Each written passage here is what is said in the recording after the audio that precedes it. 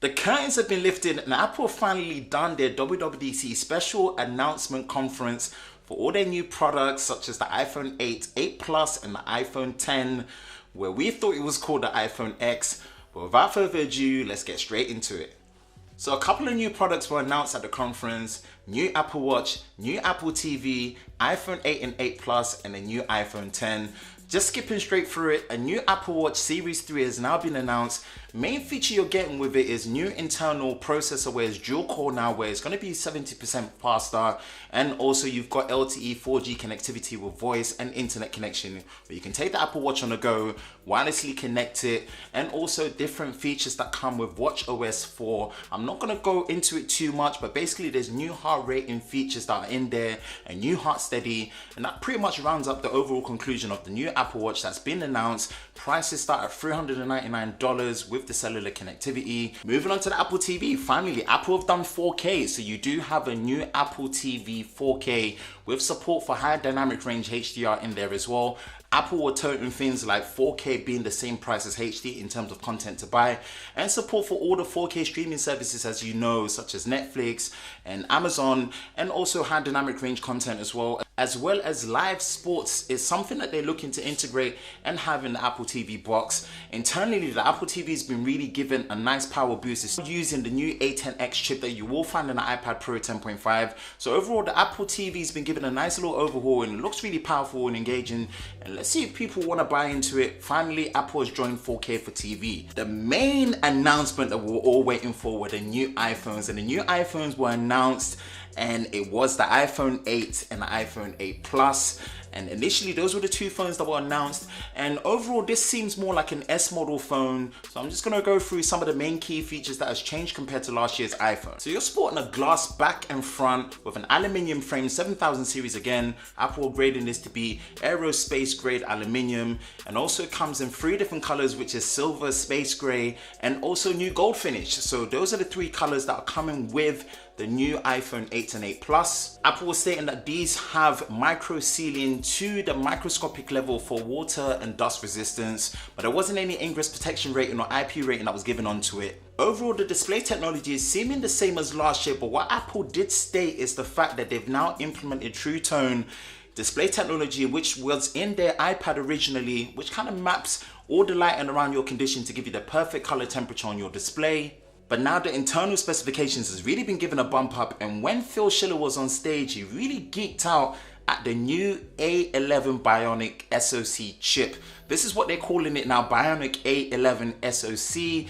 And with that comes with a new hexa-core 6-core design, where Apple is stating this to have 2 very powerful high-end cores with 4 lower power efficient cores. Now with their new multi-processing technology, they're going to work together to be able to use all 6 cores that work in conjunction with the software of the phone. It looks to be really, really powerful. So the new A11 chip was at the center, and Apple have even developed their own internal graphics as well, where they've moved away from Imagination Tech with their Power VR, and now they're using their own CPU as well as their own GPU within the new iPhone 8 and 8 Plus. Now with this new CPU internally, Apple are really boasting about the new image signal processor that really helps with fast autofocus for photos and videos, as well as image sharpening as well, and all things that's going to make your photos and videos a lot more better with new support for new shooting modes.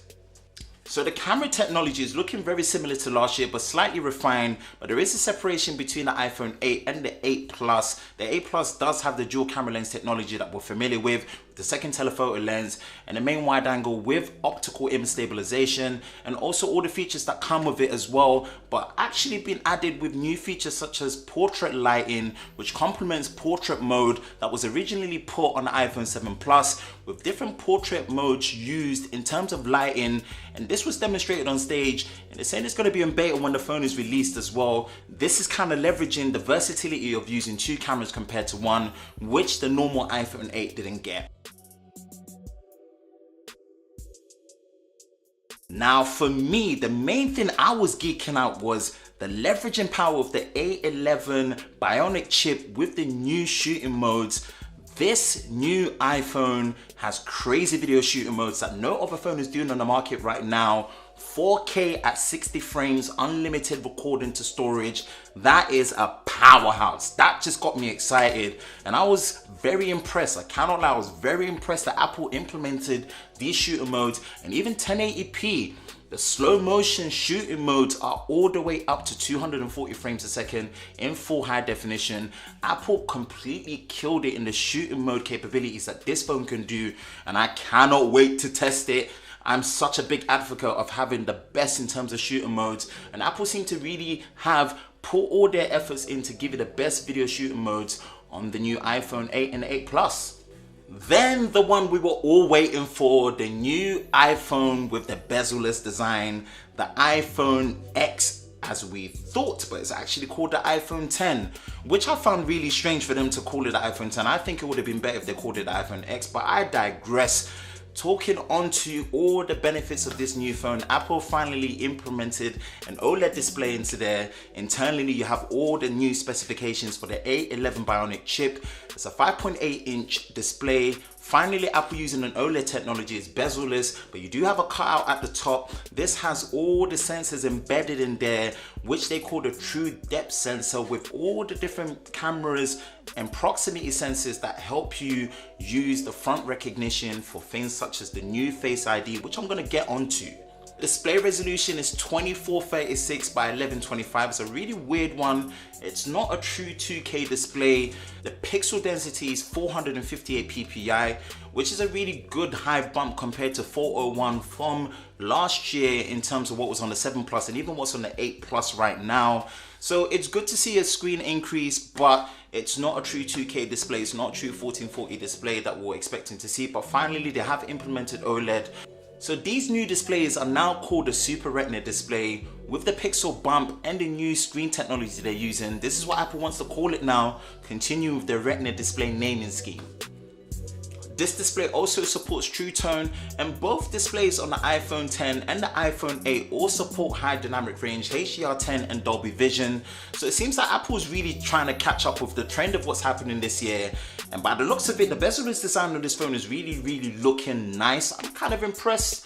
It's about time. It's not like they're necessarily late to the party in terms of joining the bezel-less phones. Most of that's all been happening this year, but I think it's just been nice to finally have a proper redesigned iPhone. You're not really getting that too much on the iPhone 8 and 8 Plus, but this iPhone 10 is seeming to be the one to be going for. Now let's just say rest in peace to the home button. Guys, the home button is gone. And with the home button gone, interaction is more swipe based in terms of how you navigate, and this was demonstrated on stage by Craig Federighi, where you can see that swiping from the bottom up is what uses the method to go home, and also being able to slide up and hold to come into multitasking as well. And also as you're in the multitasking, being able to swipe left and right at the bottom to navigate through your apps. It seems like the swipe mechanism is what's being used. Even in terms of unlock, what I was saying before is with the car at the top with all the cameras and proximity sensors, Touch ID is gone now on the iPhone 10. What you're getting is Face ID, and Apple are betting this to be much more secure. We don't know how secure it is, but what they basically said is 1 in a million in terms of security for someone being able to unlock it with the face. It looks to be something that Apple is boldly trusting to replace Touch ID, because Touch ID has been one of the strongest biometric methods ever since the 5S was released in 2013. And again, with the home button gone, activating things like Siri has all been moved to the power button on the right, where it's been made bigger, so you can actually use it to activate Siri and also activate Apple Pay, which Apple Pay works with Face ID. Again, that was also demonstrated by Craig Federighi, but initially Craig actually had difficulty making Face ID work, which was kind of like a funny moment to watch, but it did kind of redeem himself. Face ID is looking okay. We just have to see in terms of environmentally how well it works in all conditions. For it to be able to replace Touch ID completely, this must be something that Apple are trusting to be a really strong solution for that. Now, with the all new design on all these new iPhones, Apple was screaming about a wireless future. So talking about things like wireless LTE connectivity advanced being one of the fastest, and finally joining the Qi wireless charging club. Apple supports the Qi open standard, and we're talking about all the different implementations from third parties and using the Qi standard that is always available on the market already. But they also talked about the wireless future of having to use your new iPhone with your Apple Watch and also your AirPods in their new capsule, where it all supports wireless charging on a new AirPower map, which they said it's available next year. But it's something where it recognizes all the different iOS products that you have that you can wirelessly charge.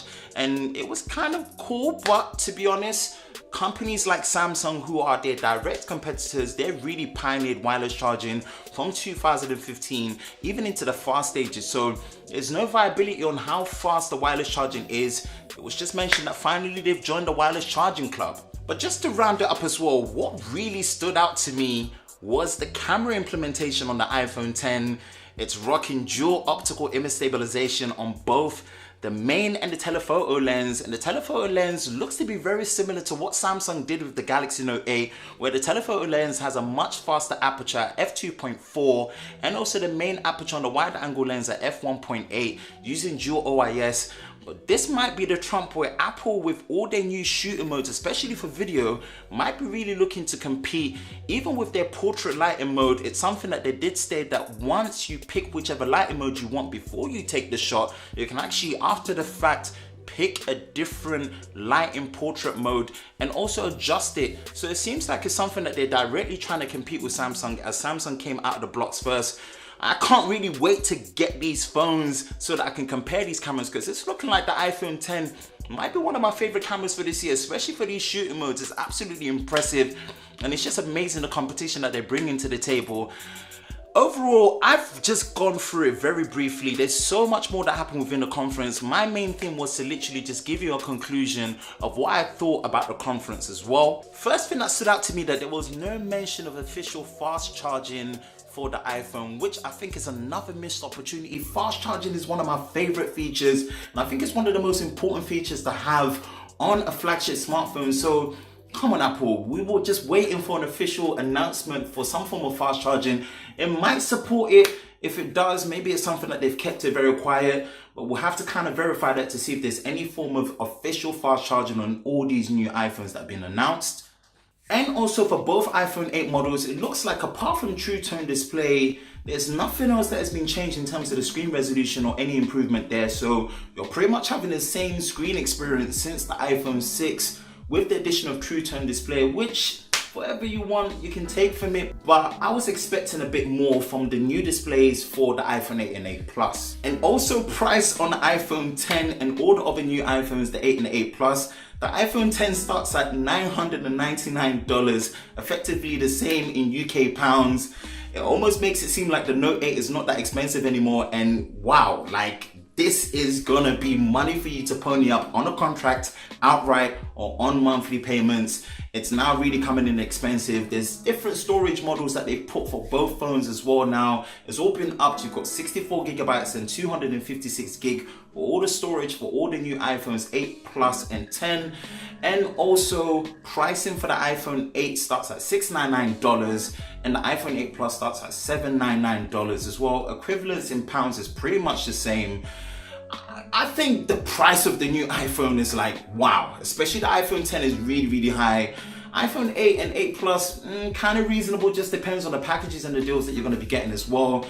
The new Apple Watch LTE is a really nice addition. In the UK, it is limited to just EE at the moment until maybe further support. And I think in America, it's only AT&T that are supporting it as well. And that's looking good. Apple finally jumped on the 4K TV. I think this conference, you know, I was actually kind of impressed. It just shows that competition has been coming from their competitors on the market, such as Samsung, LG, Xiaomi, all these companies that have been doing these radical designs and pushing the industry forward.